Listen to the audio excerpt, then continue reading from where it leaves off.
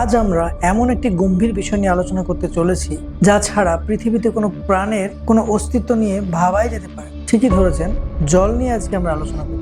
জল অনেকে হয়তো ভাবেন যে খাওয়া প্রয়োজন বা খুব বেশি খাওয়া ভালো না বা কম খেলে ক্ষতি হয়।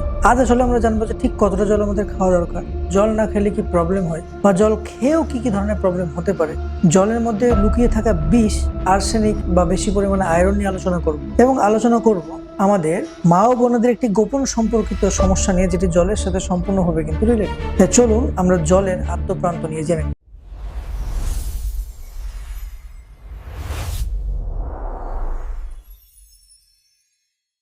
অনেক পেশেন্টই আমাকে জিজ্ঞেস করেন যে ডাক্তারবাবু আসলে ঠিক কতটা জল আমাদের খাওয়া উচিত, 8 গ্লাস না 10 গ্লাস? চলুন আমি আপনাদেরকে জানাই। প্র্যাকটিক্যালি 30 থেকে 35 ml per kilo body weight জল খাওয়া হচ্ছে আমাদের মানুষদের জন্য সব থেকে আইডিয়াল। মোটামুটি ধরে নিন, আপনি ক্যালকুলেট করতে পারলে ভালো, না হলে মোটামুটি ধরে নিন একজন সুস্থ প্রাপ্তবয়স্ক ছেলের ক্ষেত্রে কিন্তু মোটামুটি 3 থেকে 3.5 লিটার এবং একজন সুস্থ প্রাপ্তবয়স্ক মেয়ের ক্ষেত্রে 2.5 থেকে 3 লিটার। এটি হলো সব থেকে আইডিয়াল জলের পরিমাণ। এই জলের থেকে বেশি জল খেলে যেমন আপনার কিডনিতে চাপ বাড়বে, প্রবলেম হবে, ঠিক তেমনি কম জল খেলে কিন্তু কিডনিতে স্টোন বা আরো বিভিন্ন ধরনের শারীরিক সমস্যায় আপনার ভোগার চান্সেস বাড়বে। এবং সব থেকে বড় কথা, কে কি ধরনের পেশার সাথে যুক্ত বা পরোক্ষভাবে বলতে গেলে যে কার কতটা ঘাম হয়, সেটাও কিন্তু ডিপেন্ড করছে আপনার কতটা জল খাওয়া উচিত। যেমন যারা বাইরে খেটে খাওয়া মানুষ, তাদের কিন্তু প্রচুর পরিমাণে ঘাম বেরোয়, সেই ক্ষেত্রে কিন্তু জলের পরিমাণ বেশি খাওয়া উচিত এবং জলের সাথে লেবু চিনির শরবতও কিন্তু খাওয়া উচিত। কেননা জলে যে শুধু বেরোয় এমনটা নয়, ভালো ভালো লবণ বা অন্যান্য মাইক্রো নিউট্রিয়েন্টসও কিন্তু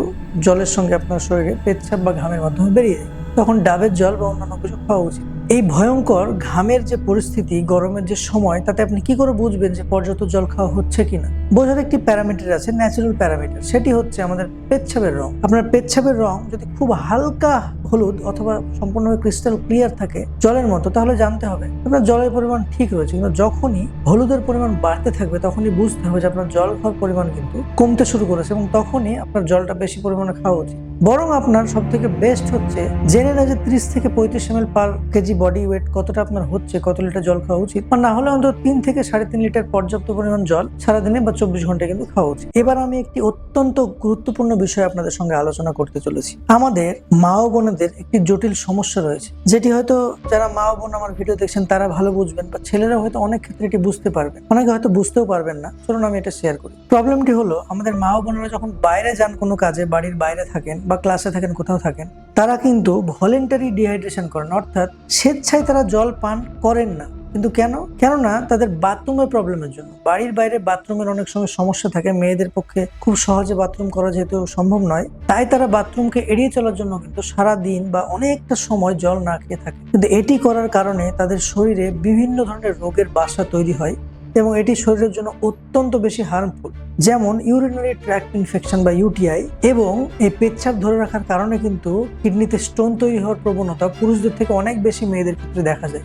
বিশেষ করে গর্ভাবস্থায় মেয়েদের ক্ষেত্রে তো এটি একদমই উচিত নয়। গর্ভাবস্থায় মেয়েদের ক্ষেত্রে, গর্ভাবস্থার মায়েদের ক্ষেত্রে কিন্তু জল অমৃত সমান, তার নিজের শরীরের জন্য এবং বাচ্চাটিকে সম্পূর্ণভাবে সুস্থভাবে বড় করার জন্য। তাই মায়েদের এই জল না খাওয়ার বিষয়টি কিভাবে ম্যানেজ করা যায়, সেটিকে ঠিক করার জন্য আমি সমস্ত আমাদের সমাজের কাছে আর্জি জানাচ্ছি যে আপনারা সবাই মেয়েদেরকে বোঝান যে এই জল খাওয়ার সমস্যাটা তারা যেন বাথরুম করার প্রবলেমের জন্য যেন জল না খাওয়ার এই সমস্যাটা ঠিক করে পর্যাপ্ত পরিমাণে জল খায়, বা যাতে বাইরে মেয়েদের জন্য পর্যাপ্ত বাথরুমের ব্যবস্থা থাকে, সেই জন্য আমি আর্জি জানাচ্ছি আমাদের সমাজ ব্যবস্থার কিছু করার। আমাদের বাংলার মাটিতে, অর্থাৎ আমাদের পশ্চিমবঙ্গ এবং বাংলাদেশ দুটোরই কথা বলছি, আমাদের বাংলার মাটির নিচে কিন্তু দুটি ভয়ঙ্কর শত্রু বা বিষ লুকিয়ে রয়েছে, আয়রন এবং আর্সেনিক।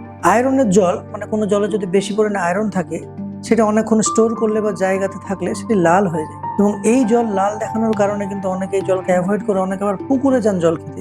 পুকুরের জল পরিষ্কার, কিন্তু সাবধান, পুকুরের জলে কিন্তু টাইফয়েড বা কলেরার জীবাণু থাকার সম্ভাবনা রয়েছে। তাই টিউবওয়েলের জলকে প্রয়োজনে ফিল্টার করে বা আয়রন মুক্ত করে খাওয়া শুরু করুন। এবং এই আয়রনের টেস্ট কিন্তু অনেকটি ধাতব ধরনের, টেস্ট ধাতব মনে হলেও কিন্তু আপনারা আয়রনের পরীক্ষা করাতে পারেন। দ্বিতীয় হলো আর্সেনিক। আর্সেনিক কিন্তু এমন একটি নীরব ঘাতক যার কোনো রং বা কোনো রকম টেস্ট বা কোনো রকম গন্ধ নেই। দিনের পর দিন হয়তো আপনি আর্সেনিকের জল খেয়ে যাবেন, কিন্তু বুঝতেই পারবেন না যেটা একটি আর্সেনিকের জল। এটি দীর্ঘদিন খাওয়ার জন্য ত্বকে আস্তে আস্তে কালো কালো ছোপ দাগ এমনকি ক্যান্সারও হয়ে যেতে পারে। তাই আপনারা চেষ্টা করুন যে আর্সেনিক মুক্ত জল খাওয়ার, এবং আমাদের এরিয়াতে কোথাও আপনারা যদি লাল কালার করা টিউবওয়েল দেখেন সেটি খাবেন না, কারণ গভর্নমেন্ট থেকে লাল কালার করে দেওয়া হয় আর্সেনিক বা আয়রনের জল। এবং নিজের বাড়ির জলকে পরীক্ষা করান, আয়রন এবং আর্সেনিক মুক্ত জল পান করুন, সুস্থ থাকুন।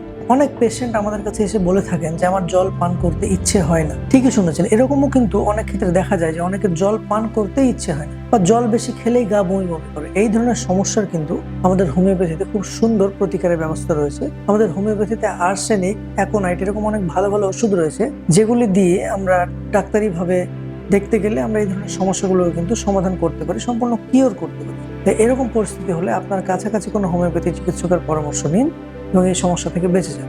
বন্ধুরা, জলই কিন্তু আসলে জীবন, এই যে কথাটি খুবই দামি কথা এবং খুবই সত্য কথা। জল ছাড়া আমরা যেমন বাঁচতে পারি না, সঠিক জলের প্রয়োগ ছাড়াও কিন্তু আমরা সুস্থভাবে বাঁচতে পারি।